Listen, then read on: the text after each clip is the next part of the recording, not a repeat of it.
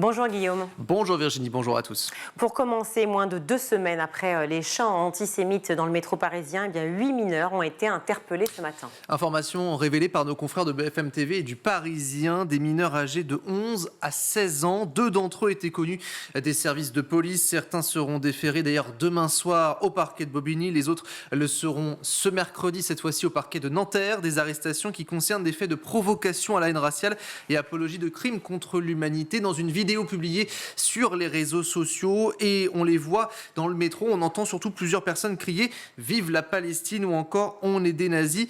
On est fiers. Le préfet de police de Paris, Laurent Nunez, avait dénoncé des propos choquants, inadmissibles et indignes. Et hier, 182 000 personnes ont défilé en France contre l'antisémitisme, dont 100 000 personnes rien qu'à Paris. Plusieurs membres du gouvernement et responsables politiques étaient réunis derrière une banderole pour la République contre l'antisémitisme.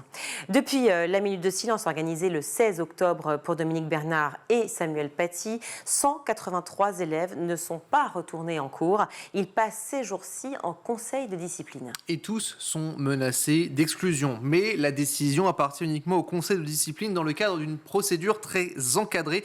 L'exclusion ne peut être prononcée qu'après le vote à bulletin secret de cette instance, composée de représentants de l'établissement, la direction, certains enseignants, de représentants de parents d'élèves et aussi de représentants des élèves. En cas d'exclusion définitive, l'élève mineur doit obligatoirement être rescolarisé.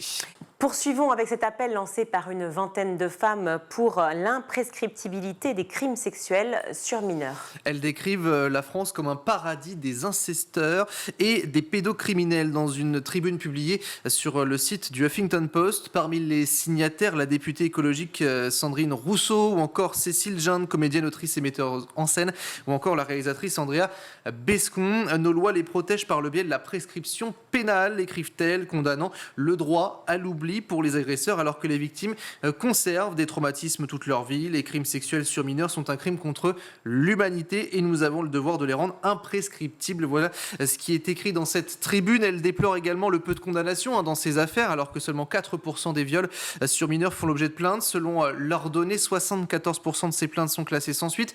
Une autre partie est déqualifiée et au total, seuls 10% des plaintes vont être jugées en cour d'assises. Alors en septembre dernier, la commission indépendante sur l'inceste et les violences sexuelles avait notamment estimé que 160 000 enfants étaient victimes chaque année en France de violences sexuelles. Un rapport complet de cette étude et des préconisations doivent paraître d'ici une semaine.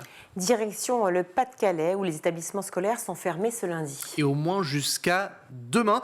C'est la conséquence des crues, des inondations de ces derniers jours dans le département. Sont concernées les crèches, les écoles maternelles élémentaires, les collèges, les lycées des 279 communes les plus touchées. Cela équivaut et représente 388 établissements. Il n'y a donc pas d'enseignement, mais les élèves pourront toutefois y être accueillis à chaque fois que cela s'avérera nécessaire, notamment pour les parents sans solution de garde, précise la préfecture.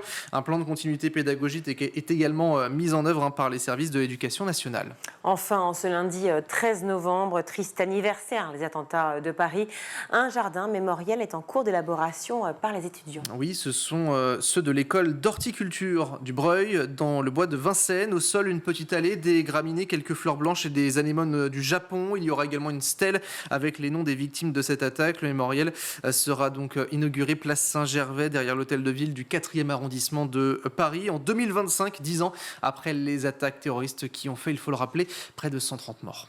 Merci Guillaume.